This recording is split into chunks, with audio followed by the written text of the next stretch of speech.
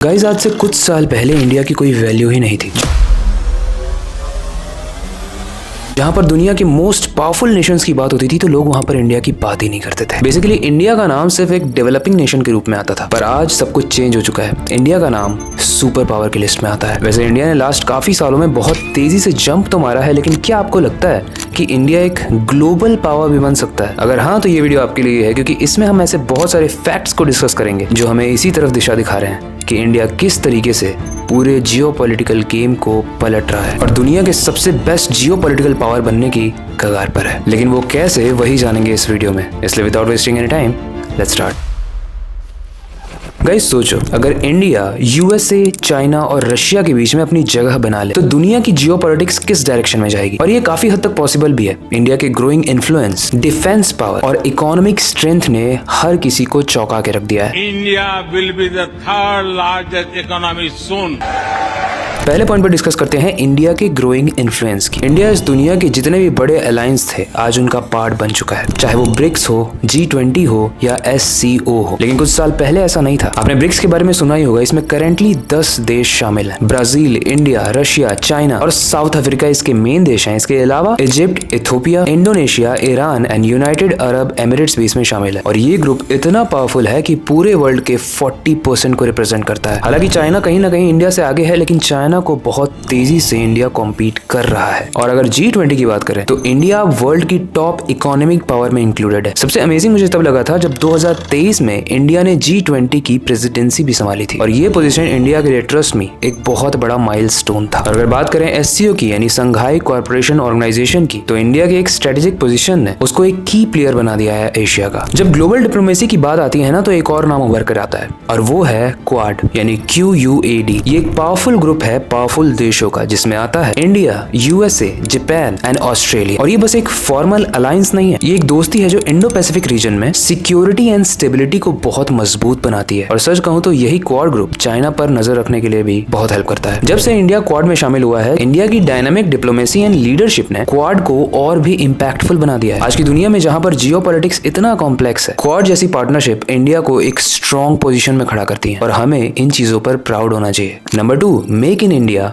यानी आत्मनिर्भर भारत। ये पूरे तरीके से ग्लोबल ट्रेड को ट्रांसफॉर्म कर रहा है। गाइस, अभी से कुछ साल पहले इंडिया ग्लोबल ट्रेड की रेस में काफी पीछे था। ज्यादातर हाई टेक प्रोडक्ट्स और डिफेंस इक्विपमेंट सिर्फ इंपोर्ट होते थे, यानी दूसरे देशों से खरीदता था इंडिया। लेकिन अब काफी हद तक गेम बदल चुका है। जब मेक इन इंडिया और आत्मनिर्भर भारत का नारा लगा तो ये सिर्फ एक स्लोगन नहीं था, ये एक रेवोल्यूशन था। एक रेवोल्यूशन लोगों को अपनों के पास लाने का, एक रेवोल्यूशन देश में निवेश करने का, एक रेवोल्यूशन नए भारत का। ये नया भारत घर में घुसकर आज हर सेक्टर में, स्मार्टफोन से लेकर फाइटर जेट्स तक, इंडिया अपनी मैन्युफैक्चरिंग पावर दिखाने में लगा हुआ है। मेक इन इंडिया का एम बहुत सिंपल था, इंडिया को एक ग्लोबल मैन्युफैक्चरिंग हब बनाना, यानी बाहर की कंपनीज के लिए ये आसान हो कि वो इंडिया में आकर अपने प्रोडक्ट्स को बना पाए, मैन्युफैक्चर कर पाए। आज देश में ऑटोमोबाइल, इलेक्ट्रॉनिक्स और टेक्सटाइल और यहाँ तक कि डिफेंस इक्विपमेंट्स भी यहाँ पर मैन्युफैक्चर हो रहे हैं। और ये सिर्फ भारत के लिए ही, यानी सिर्फ डोमेस्टिक कंजम्पशन के लिए नहीं है, ये पूरे देश में एक्सपोर्ट भी हो रहा है। यानी कुछ साल पहले तक जो इंडिया सिर्फ इंपोर्ट के बेसिस पर डिपेंडेंट था,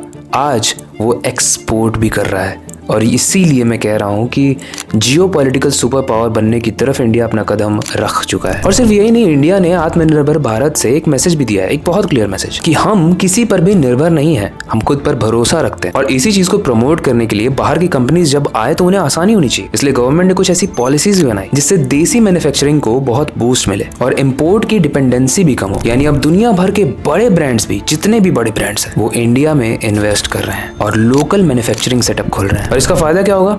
एक्सपोर्ट में तेजी की बढ़ोतरी होगी। और ज्यादा एक्सपोर्ट्स मतलब ज्यादा काम, ज्यादा मैन्युफैक्चरिंग, और ज्यादा मैन्युफैक्चरिंग के लिए लगेगा ज्यादा लेबर, ज्यादा वर्कफोर्स, यानी जॉब भी इंक्रीज होंगी। और सबसे बड़ी बात, जो इंडिया की वैल्यू है, इंडिया की जो ऑथेंटिसिटी है, वो भी बहुत तेजी से इंक्रीज होगी। इंडिया का ये इनिशिएटिव सिर्फ इकोनॉमी को ही नहीं बल्कि देश के आत्मविश्वास को भी ऊपर उठा रहा है। और दुनिया इस चीज को अब समझ रही है कि इंडिया के बिना अब ग्लोबल पिक्चर एक अधूरा सा लगता है। तीसरा, इंडिया की मास्टरपीस डिप्लोमेटिक स्ट्रेटेजी। किस तरीके से इंडिया यूएसए, चाइना और रशिया जैसी सुपर पावर्स को बैलेंस कर रहा है, वो खुद अपने आप में एक अचीवमेंट है। गाइस देखो, एक तरफ हमारी दोस्ती यूएसए के साथ बहुत मजबूत है, वहीं दूसरी तरफ रशिया के साथ पुरानी यारी भी बरकरार है। मतलब इंडिया सब जानता है कि कहां पर चुप रहना है। अभी रिसेंट में जो वॉर्स हुए थे यूक्रेन और रशिया के बीच में, उसमें इंडिया ने ऐसे डिप्लोमेटिक स्टेटमेंट दिए थे जिसकी वजह से ग्रजेस किसी के साथ नहीं हुए इंडिया के। और इन सब चीजों को मैनेज करते हुए एक हेल्दी कंपटीशन भी चल रहा है इंडिया का चाइना के साथ। लेकिन गाइस एक चीज है जो मुझे सबसे पसंद है और वो इंडिया को, हमारे भारत को यूनिक बनाती है। जिस तरीके से वो इन तीनों बड़े पावर्स के बीच में बैलेंस क्रिएट करके रखा हुआ है। उसी वजह से यूएसए के साथ हमारा ट्रेड, डिफेंस एंड टेक्नोलॉजी के बीच में कोऑपरेशन बढ़ रहा है। वहीं रशिया के साथ military ties and energy relations strong हो रहे हैं। और चाइना के साथ जो स्ट्रेटजी इंडिया निभा रहा है उसकी वजह से इंडो पैसिफिक रीजन में बहुत बैलेंस है। देखो क्वाड के थ्रू इंडिया चाइना के इन्फ्लुएंस को काउंटर करता है, लेकिन अपने नेबरहुड में भी इंडिया ने अपनी पोजीशनिंग को स्ट्रांग कर रखा है, चाहे वो श्रीलंका हो, बांग्लादेश हो या नेपाल हो। उसी के साथ आते हैं फोर्थ पॉइंट पे, यानी इंडियाज डिफेंस पावर। इंडिया का डिफेंस पावर बहुत हद तक एक मिलिट्री जायंट बन चुका है। इस तरीके से समझो कि इंडिया का डिफेंस बजट पूरे